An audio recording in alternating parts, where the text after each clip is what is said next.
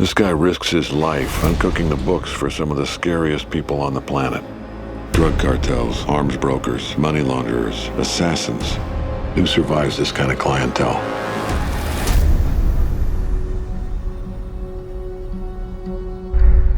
The most satisfying performances that I've been able to get involved in are ones where I got to play real characters.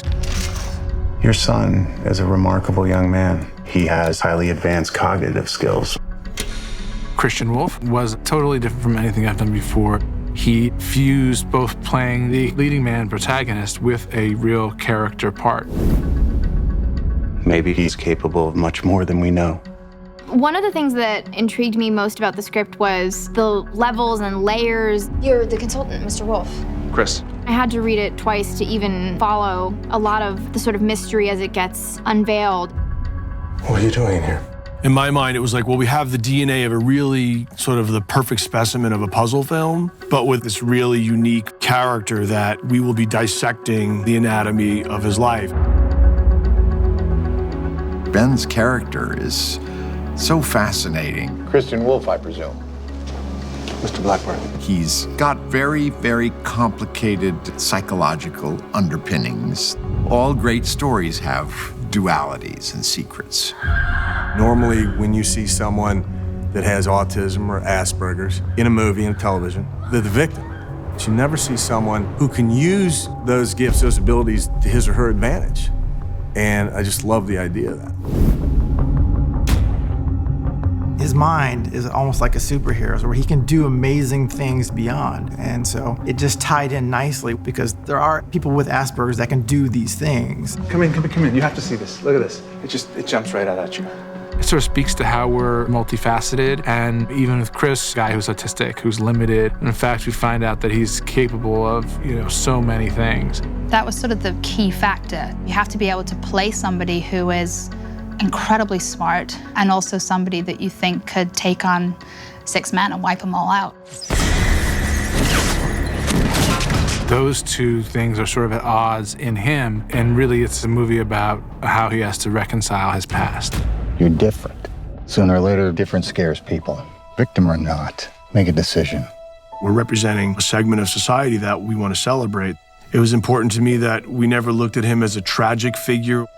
The hardest thing was not doing a cliche performance, but also having it be believable. It's very hard for me to interpret why people do what they do. When a person has Asperger's, you can't have that character differ throughout the course of the movie just to fit your storyline. And if you're going to be fair and you're going to be true to that, it's got to be, here are the parameters, and you got to stick with that. Autism is a million different things, but I just thought it had to be honest, it had to be real, it had to be something where somebody would say, yeah, that makes sense to me, that he's landed it in a place that resonates and feels real. Since there's such a variance, that I just said to Ben, it's really important that we do this together because we have to be in agreement about where this guy is on the spectrum. I have difficulty socializing with other people, even though I want to.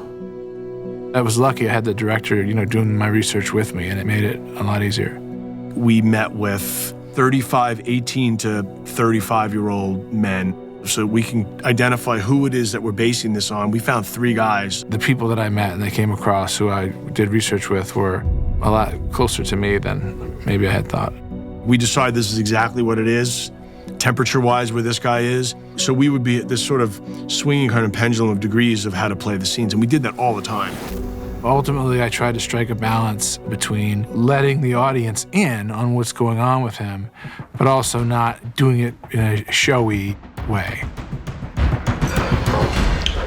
Ben just got it. He understood who this character was and the nuances that were important.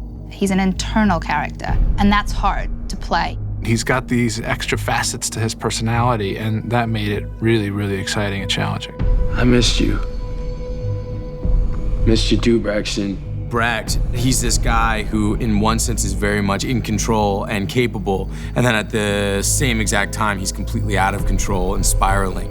In most films, Brax is the heavy, and that's all he is. But I was in love with the idea, what if we had that character who's capable of all manner of moral mischief, but we can't help but like?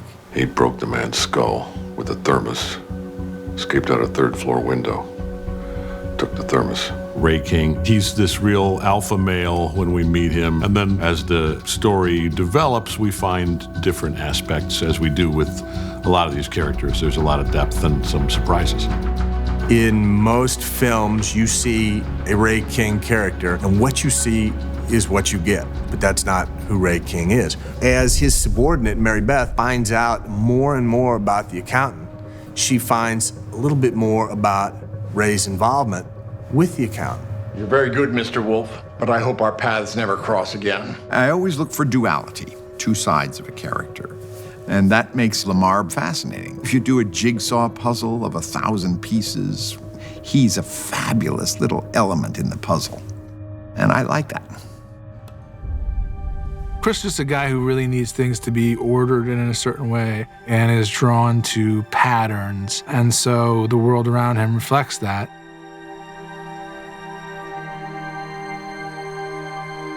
Keith Cunningham was a production designer. We would make sure that we're on the same page in regard to creating the look, the feel, the tone, the palette, the visual style, and make sure that we're all telling the same story. After many discussions with Gavin and Ben, we talked about what Chris's daily routines would be and how would he be able to control his environments. There's a lot of discipline to Chris's character that we wanted to bring into the design.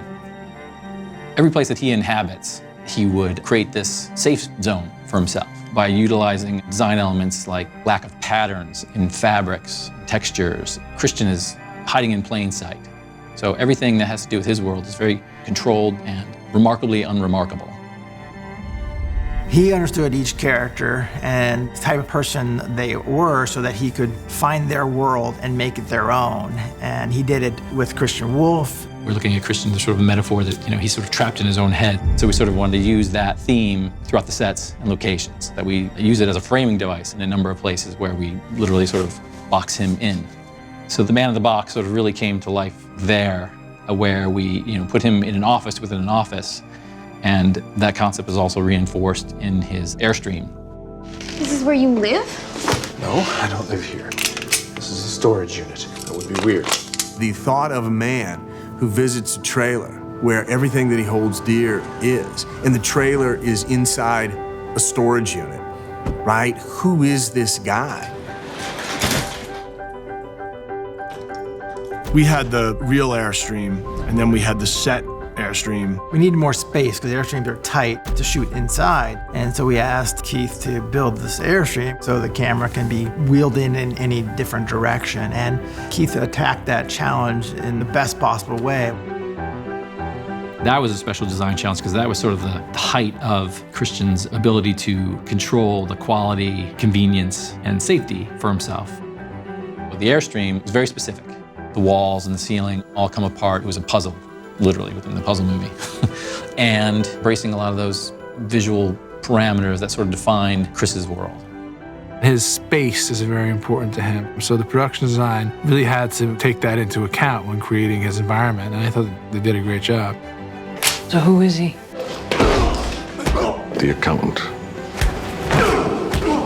Like a CPA accountant? Not quite. I definitely tried to make a film that was intellectually engaging while also being a fun ride that can kind of sweep the audience up in a story that doesn't let up in your heart or in your brain until it's over. Ben Affleck, he's got a brightness in his eyes where you can see how smart he is, and that really made Christian Wolff come to life. The movie's about connections. How does that person impact these other people around him? I wanted to know what's going on. Why is it different? What's outside what we consider to be the norm, where each person appears one way, but perhaps is different? You're just going to want to continue to know more about him, why he is the way that he is, what happened in his past, how has he gotten to this point in his life, and the fact that he chose this profession and the skills that are required to do that, I think are fascinating. And I think it really does make for a truly unique action hero. I think to have a lead in this kind of movie that's different and we shine a spotlight on that and we're like, this is beautiful, I'm really very proud of Ben. I thought he did just an incredible job in the movie. This seemed to have genuinely unique elements and to be genuinely surprising. And it had a character that had a lot to play.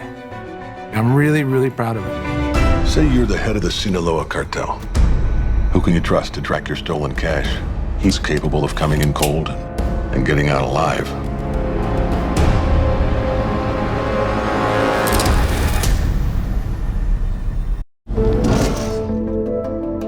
Your son is a remarkable young man. It wouldn't surprise me if he has more in common with Einstein, Mozart, and Picasso than he does with us. If you eliminated the autism gene, you'd lose so many scientists and so many mathematicians and so many musicians. There's so much greatness in it, so I really wanted to celebrate that. So I wanted to dissect how does Chris get these skills and understand how he became this man, a creation of his father, all generated by love.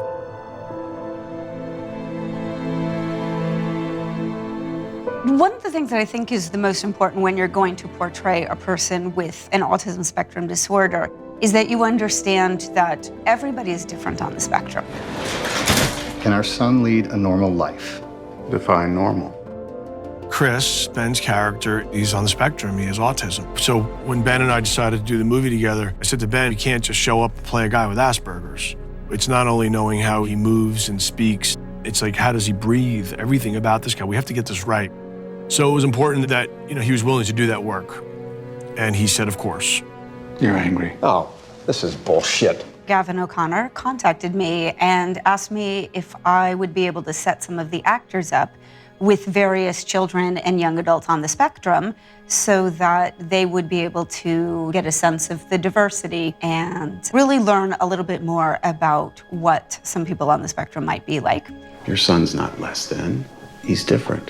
If we let the world set expectations for our children, they'll start low and they'll stay there. We did a lot of research. We visited a lot of homes and schools, and ultimately it had to be honest, but also land in a place that resonates and feels real. I can answer any questions that you have. I have no questions.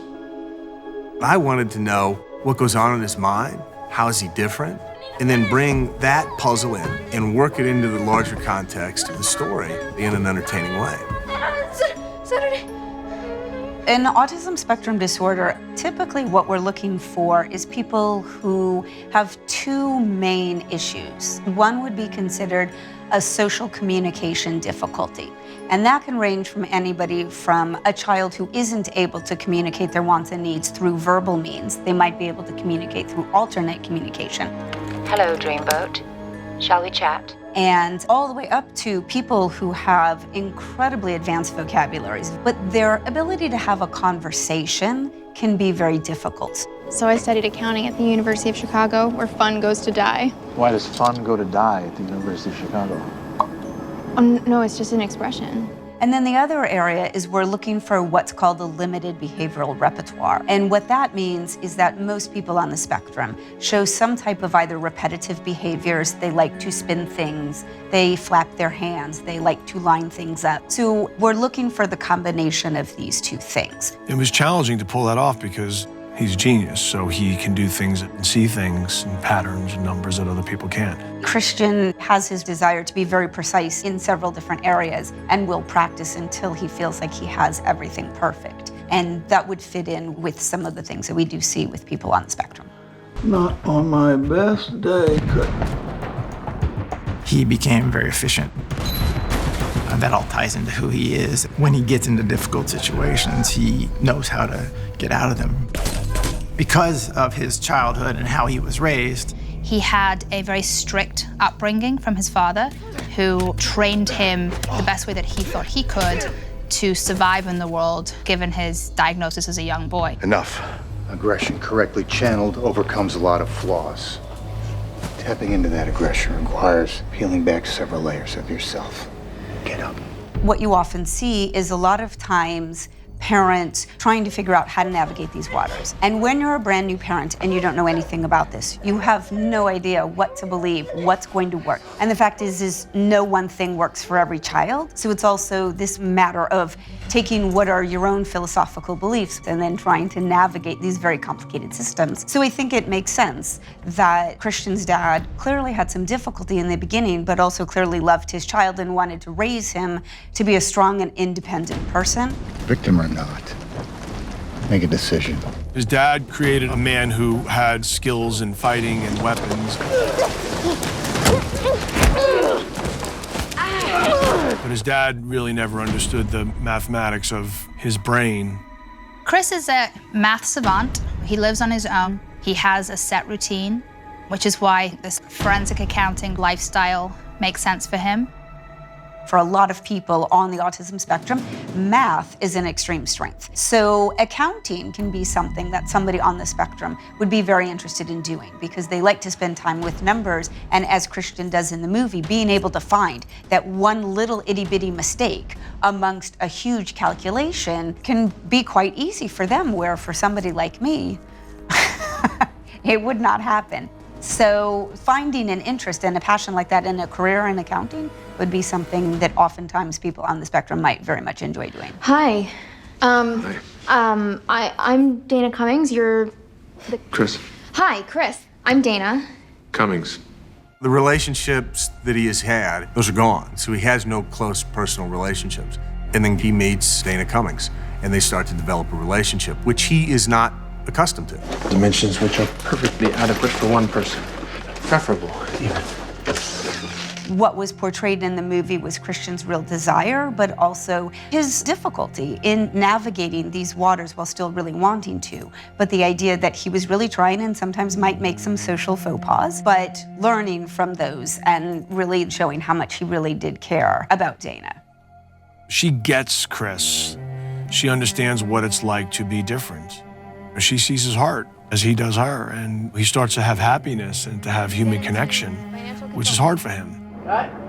He can barely look at me in some scenes because, you know, his character is so uncomfortable.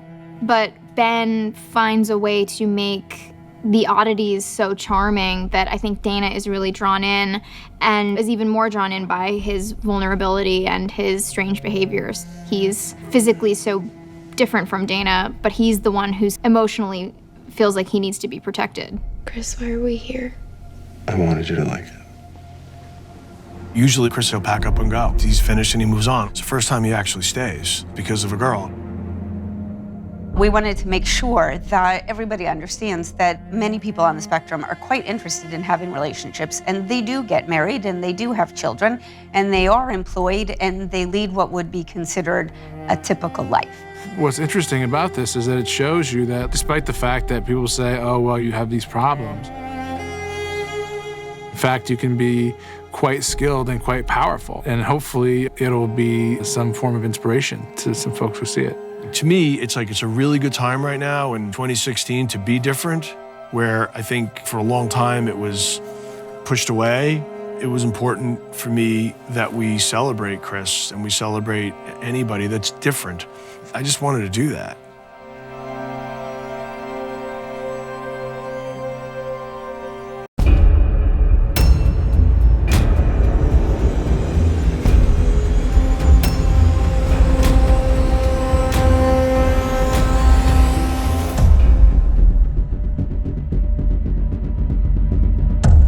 Chris is just a guy who really needs things to be ordered in a certain way and who has difficulty with chaos and is drawn to patterns. On the one hand, he's a slightly autistic math prodigy, and on the other hand, he's got a ton of fight training. Ben was on two different roads here. He was on the spectrum road, and then he was on the training road for the action. And that second hit now feels real. He's motivated. I just thought this character, when he got into a situation that required violence, he was going to eliminate people as quickly as possible. It's math. It's chess. How do I just make the move and get them off the chessboard?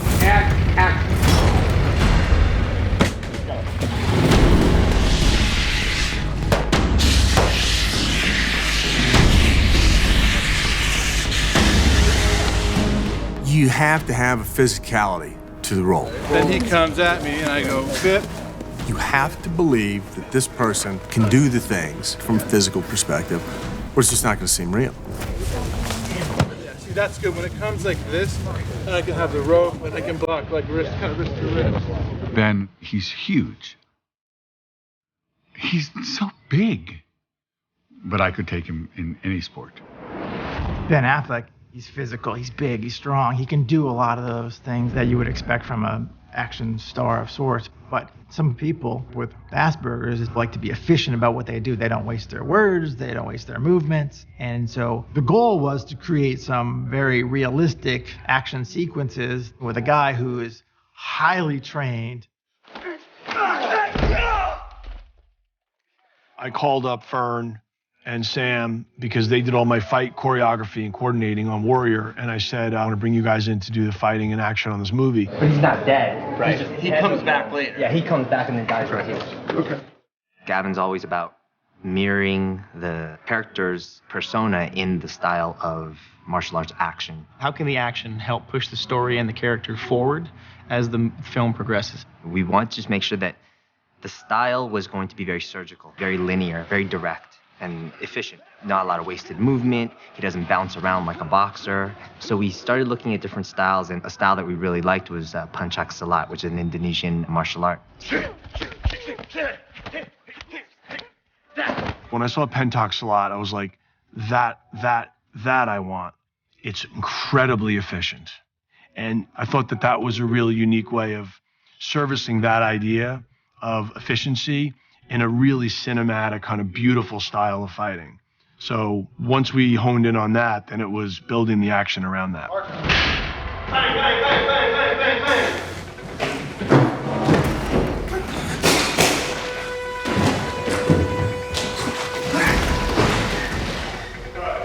Chris is an interesting character to approach as far as action and violence goes. We wanted to focus on his desire to always complete a task and to be perfect at what he does. So we say he's the kind of guy who would practice one elbow strike tens of thousands of times to perfect that move until it was perfect.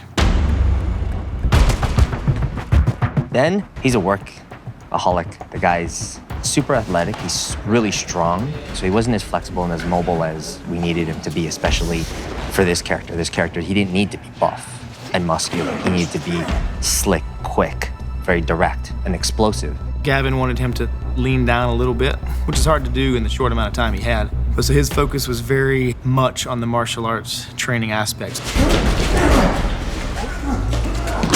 We pushed him to the point of exhaustion. He was working out every day and getting all the choreography right and looking like he has that many years of studying in a short amount of time. I love the style and I love the technique, and so I just dove in training as hard as I could. And you can't train just to become a master. You have to train on the exact fight so you can make that one punch look great and that one flip look great. Just doing that is very, very, very hard.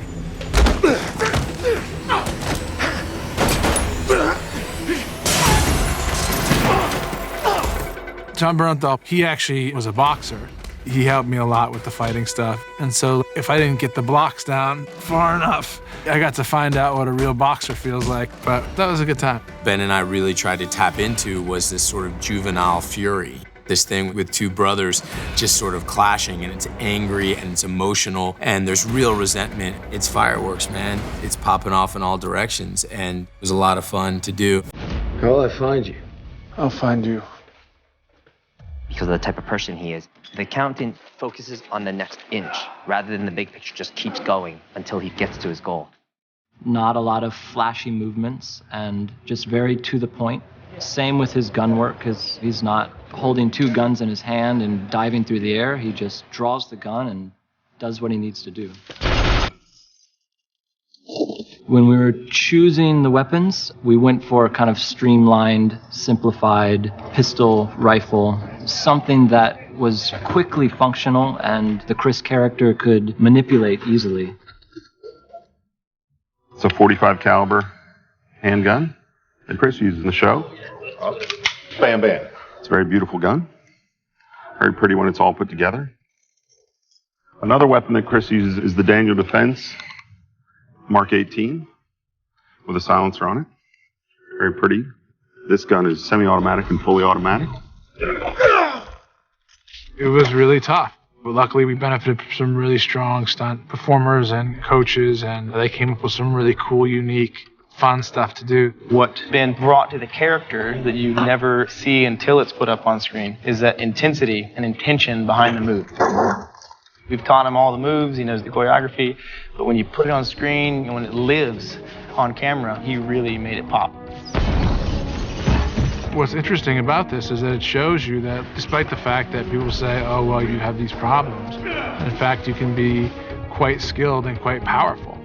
And hopefully it'll be some form of inspiration to some folks who see it.